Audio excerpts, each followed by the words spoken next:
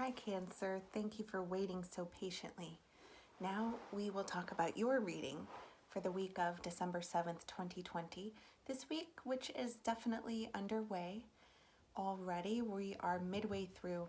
But when I was doing the celestial weather forecasts, I was running the chart for the moment of December 10th, which is tomorrow, Thursday. And it is on this day that we have some pretty wild astrological weather taking place, like the south node of the moon in Sagittarius will be conjunct the sun and actually conjunct Sagittarius rising at about 7:50 in the morning on the west coast. So this is a really potent day that we're moving into tomorrow, Thursday. And I'm thinking this will be posted today, Wednesday evening. But this is the celestial weather report for you. And this week we're talking about sex and sexuality. And this has been invited by the transit that is Venus moving through the sign of Scorpio. And I was greatly inspired by it and really feeling it and feeling the need to begin a conversation on my channel and on my Instagram account, a conversation about sacred sexuality, about connection, about healing old wounds, and really connecting to self and other from a place of love and openness when we are engaging in sexual intimacy. So here is what I got down for Cancer. Oh, also, I did make a video just basically all about sort of babbling all about why I want to talk about sex this week. So check that out if you get the chance. It is in the playlist, or you can find it on Instagram. Cancer. Some of the pressure being released as Saturn and Jupiter are moving out of opposition to your sign will feel better. Through 2020, we continue to experience what allows for transformation out there, out of your nest and in the big outside world. So we're not totally free of the intense energy that's been in opposition to your sign. Though we do have Saturn and Jupiter leaving, they're almost out. They'll be out, let's see, they'll be out, I think, by the 21st. I am just not getting the dates correctly right now, so forgive me, please. But this energy is releasing at the end of 2020. What we know is sticking around, though, is the vibration of transformation in this Capricorn realm, which is in opposition to you. So you may continue to feel a lot of the heaviness and intensity. You may continue to have this experience kind of like you're going about your business, about to get something done, you're doing it right, you're doing all the things, and then things just kind of like you hit a wall, like something is cutting you off. And there's this sense like there's nothing that you could have done to have avoided it. Yeah. So I just want to acknowledge that and say that that's probably really frustrating and using up quite a bit of your energy. Meanwhile, there may be this sense that, like, at least at home, things are good here. Things are good here because I make them good, and that's true. Keep going with that. You are accountable for what feels good in your own home. You're responsible for that, and I think you're doing a good job with it. So keep that up. Corporations, governments, reputations, and careers are sort of this area where transformation is occurring. So of course there's that occurring in the outside world and how it affects you. And then there's also the way in which your own personal experience of responsibility, reputation, career is being transformed at this time as well. So feel into that. All of this is going on. And there's kind of this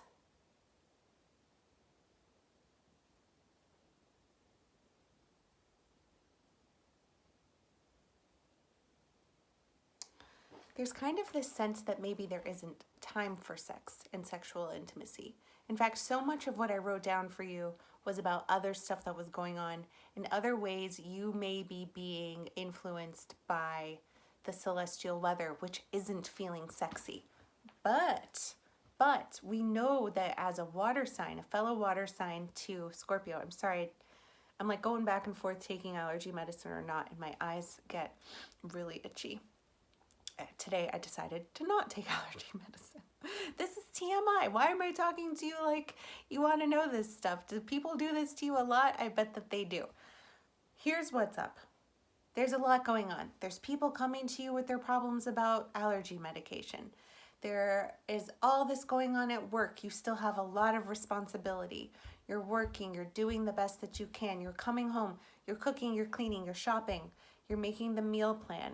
You're really showing up. You're really doing a good job. And there is some room here for potential resentment. And so where resentment breeds, we definitely don't feel a healthy sense of sexual connection or even perhaps arousal.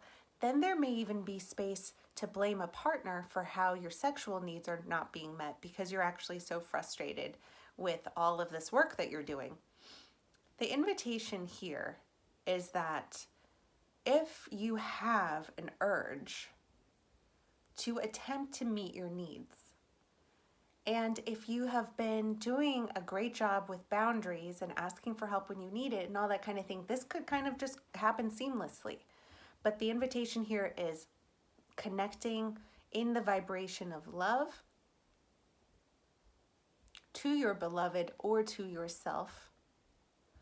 I'm really thinking, I'm actually just kind of experienced a couple of different partnered people. And so it does feel like a partnered situation and potential resentment. It could be cleared up perhaps just by asking for your partner to take care of like one particular thing. Something that maybe you really don't like doing. For them, it's not that big of a deal. At some point, you became the person that did that thing. And so that's kind of just the way. But you hate it. And then when, this is what it feels like, when you're feeling overworked and for some reason you're like comparing yourself to them and what they've been up to for the day, and you're making some assumptions about how hard they worked and what happened, or maybe you even know for sure what they went through because they told you everything that they did, then you decide in this tallying that you are more tired than them. It's like things are harder or you're working harder, something like that. And then it gets tied to this thing that you do. I don't know, is it taking out the garbage or whatever, feeding the dog, taking the dog for a walk? Something feels like has to do with going outdoors, where that's where it's like the straw breaks the camel's back, so to speak. That's a saying that's real. And that's where it starts this like loop, the resentment loop. And so play around with that. See if there's something that can be adjusted, taken off your plate and given to someone else, or maybe just shifted. Like, oh, well, when I go pick up the groceries, blah, blah, blah is right next door. I'll do that then. And hey, can you blah, blah, blah for me? Just kind of like the give and take, right? And really communicating anytime that resentment is building, checking in with what hasn't been said and then saying it. And there comes this opportunity for connection because you're not blocking it. Or maybe this isn't you, maybe it's them. So maybe you could check in with them. But that resentment is a wall. And some of the ways that we find it's possible to get over the wall and back into sexual intimacy can be like through arguing and then making up, but kind of arguing about the wrong thing. But this kind of like big argument happens and we make up, then maybe we're intimate. But you don't have to go through that if you start being more honest and vulnerable about your needs. I'm pretty sure that your partner really loves you and wants your needs to be met. Like at the end of the day, I'm pretty sure that that's true, and it's the same for you with regard to them. Okay? Okay, we got this. We can do it. I know it's really hard. I can't even hardly make these videos because of how much work there is to do. So I feel you. It's a real thing right now. You got this though. Okay. Good luck. Let me know how it goes.